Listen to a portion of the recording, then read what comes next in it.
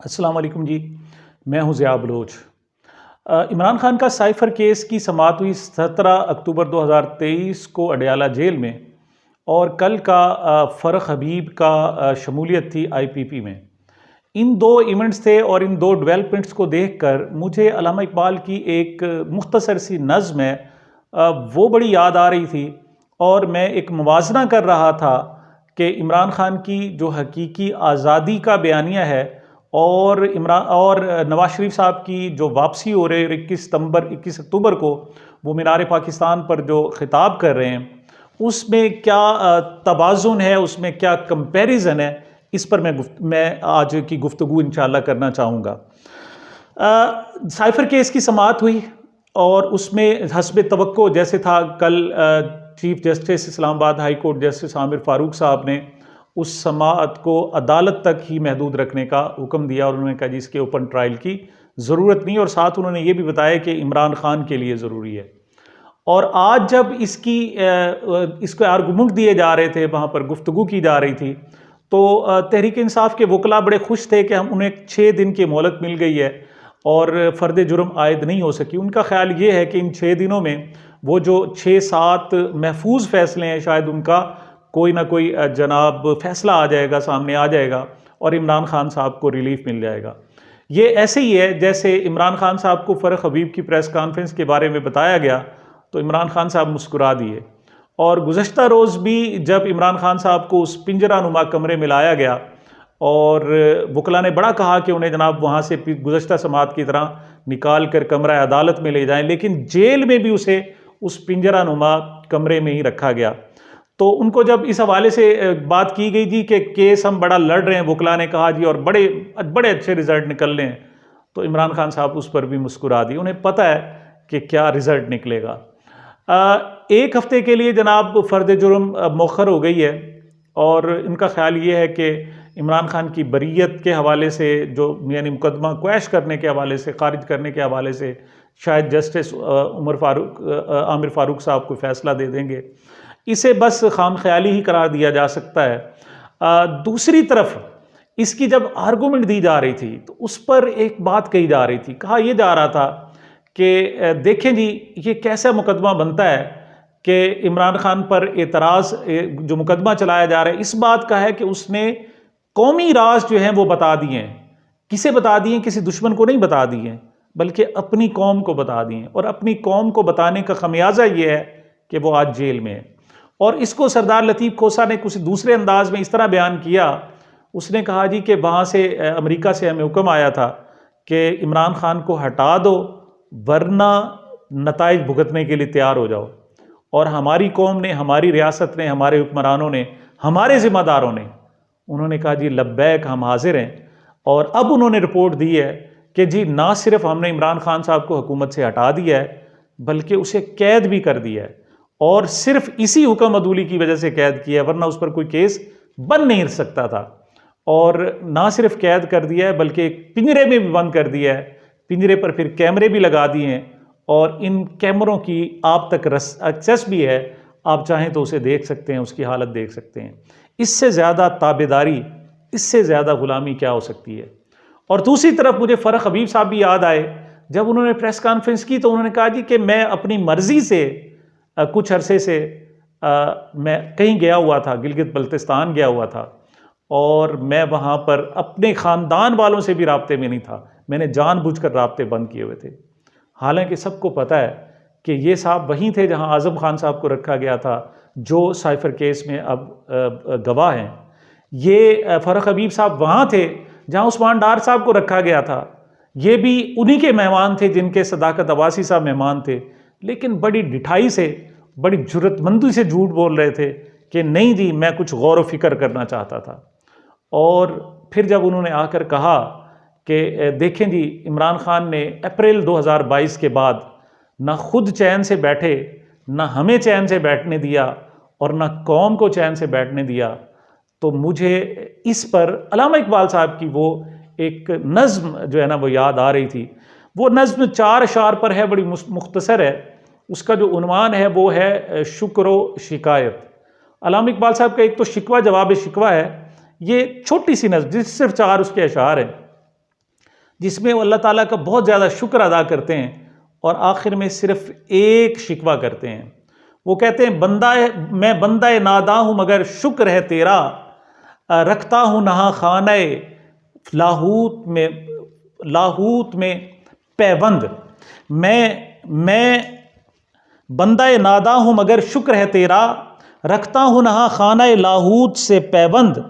एक बलबलाए ताज़ा दिया मैंने दिलों को, लाहौर से ताखा के बुखारा और समरकंद।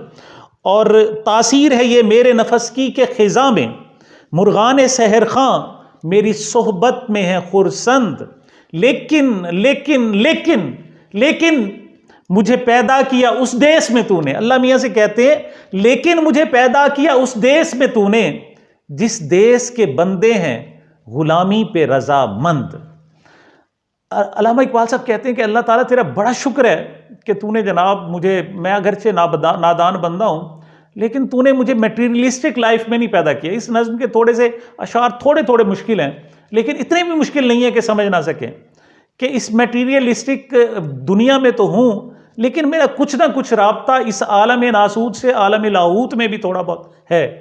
और बड़ा मुझ पर करम किया कि मेरी वजह से एक बलबला ताज़ा दिया, लाहौर से ताखा के बुखारा और समरकंद, यानी सिर्फ ईस्ट में नहीं, मिडल ईस्ट में नहीं सिर्फ, बल्कि यूरोप तक ये सारा तूने मुझे मौका दिया कि मैंने लोगों के दिलों को गरमा दिया।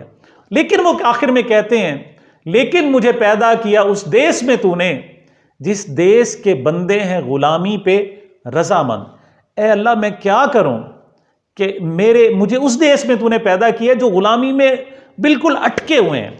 अब मुझे याद आया कि इमरान खान क्यों कहता था कि जनाब मैं लोगों में जज्बा जगा रहा हूँ, मैं लोगों में हकीकी आज़ादी की तड़प पैदा कर रहा हूँ, मैं लोगों को जगा रहा हूँ। वो कहते थे मैं लोगों को जगा रहा हूँ, मैं ला इलाहा इल्लल्लाह का मतलब समझा रहा हूँ उन्हें। और ला इलाहा इल्लल्लाह का आज़ादी के पर्सपेक्टिव में मफहूम क्या है? बहुत ही मुख्तसर है कि हम नहीं मानते किसी को, हम सिर्फ अल्लाह को मानते हैं। और एक डिवाइन रूल है, उस रूल के अंदर सबको बराबरी का मकाम दिया जाए, सब उसमें बराबर हो, कोई खुदा ना हो उनमें, और अपनी खुदाई कानून भी नाफिज ना करे, बल्कि सब बराबर हों और लोगों को बराबरी की सतह पर आज़ादी की हालत में जीने का मौका दिया जाए। अब आप भला बताएं कि जब वो झूठ बोल रहे थे फ़ारूक हबीब साहब कि जी मुझे तो किसी ने नहीं उठाया था, मुझे किसी ने कैद नहीं किया था, उनकी बीवी जनाब एमनेस्टी इंटरनेशनल को ख़त लिख के खड़ी हैं और वो कह रहे थे मुझे किसी ने नहीं उठाया, बल्कि यहाँ तक मैंने राब्ता अज खुद बंद किया हुआ था। सबको पता है, एक एक शख्स को पता है झूठ बोल रहे हैं।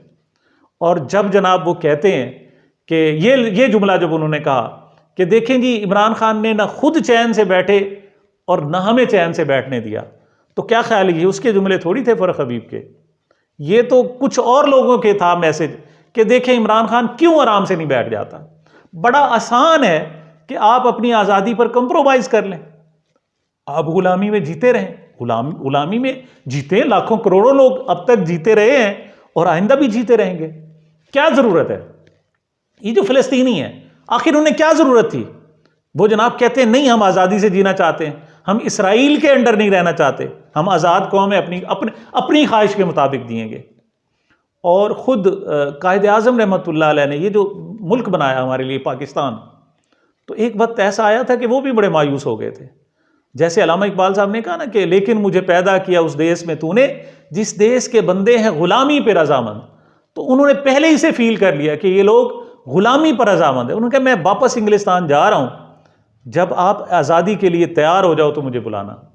और इमरान खान ने आज़ादी के लिए तैयार करते करते 23 साल लगा दिए और फिर हुकूमत उसे मिली।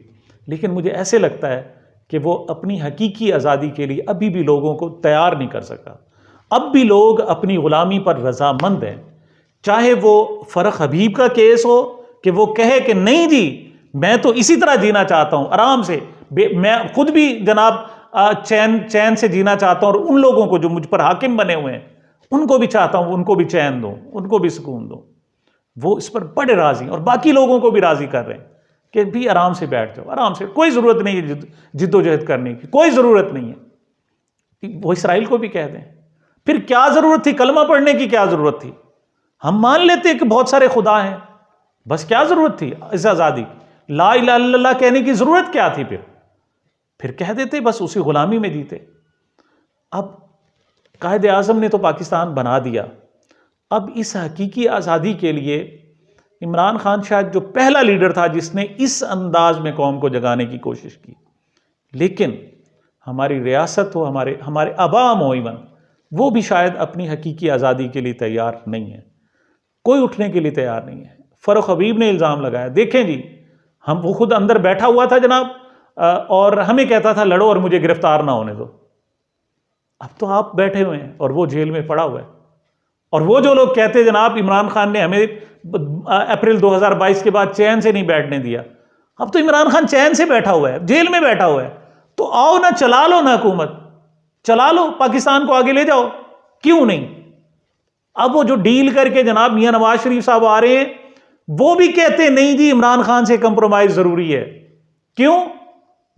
यानी दोस्त ममालिक से डॉलर भी आ जाएंगे, इमरान खान को जेल में भी बंद कर दिया गया और नवाज शरीफ साहब को हुकूमत भी मिल जाएगी, फिर भी पाकिस्तान आगे ले जाना मुश्किल हो जाएगा। वो कहते हैं जी इसका कोई इलाज करें, अब इलाज करें। तो ऐसा नहीं है कि मैं कोई मायूस हूं अपनी कौम से, बिल्कुल मायूस नहीं हूं। अब भी यकसर मैं नहीं कह रहा, ठीक है हमारी कौम बुज़दिल है, लेकिन मुझे हकीकी आज़ादी पर बिल्कुल यकीन है।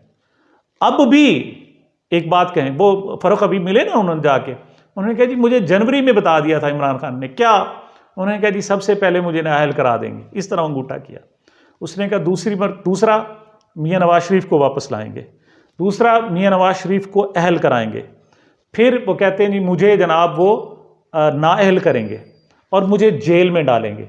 मतलब ये जब चार चीज़ें उन्होंने कह दी, तो फिर उसने कहा, फिर अगला उसने कहा जी फिर मुझे जनाब इलेक्शन होगा और पीटीआई जीत जाएगी।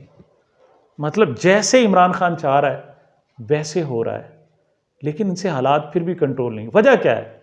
उसने 23 साल मेहनत की है ना अपनी कौम को जगाने पर, वो ज़ाय नहीं गई। आज भी अगर इलेक्शन होते हैं, ठीक है हम बुज़दिल हैं, ठीक है बोल नहीं सकते, ठीक है खड़े नहीं हो सकते, लेकिन अब भी जब वोट का फैसला आएगा तो वोट का फैसला आज़ादी की शक्ल में आएगा। हम थोड़े से, वो है ना, अल्लामा इकबाल ने कहा था कि खुदा तुझे किसी तूफ़ान से आशना कर दे कि तेरे बहर की मौजों में इज़्तिराब नहीं। ये मौजों में इज़्तिराब आना है, इंशाअल्लाह आना है, और मैं बिल्कुल हरगिज़ मायूस नहीं हूँ। ये इनकलाब आएगा। हम शायद, वो कहा गया ना कि ईमान के 3 दर्जे होते हैं। सबसे पहला वो कि आप हाथ से रोकें मामलात को, फिर दूसरा ज़ुबान से रोकें, और फिर तीसरा कि जनाब आप कम से कम दिल में तो सब बुरा ख्याल करें। अब लोग दिल में भी बुरा ख्याल करते हैं, बल्कि अब बोलने भी लग गए हैं, और वक्त आएगा तो वोट से साबित भी करेंगे कि ये हकीकी आज़ादी चाहते हैं। सामीन, ये मेरी गुजारिशात थी। मुझे, मेरे इस चैनल को अपनी मोहब्बतों और दुआओं में याद रखिएगा। मिलते हैं छोटे से वक्फे के बाद।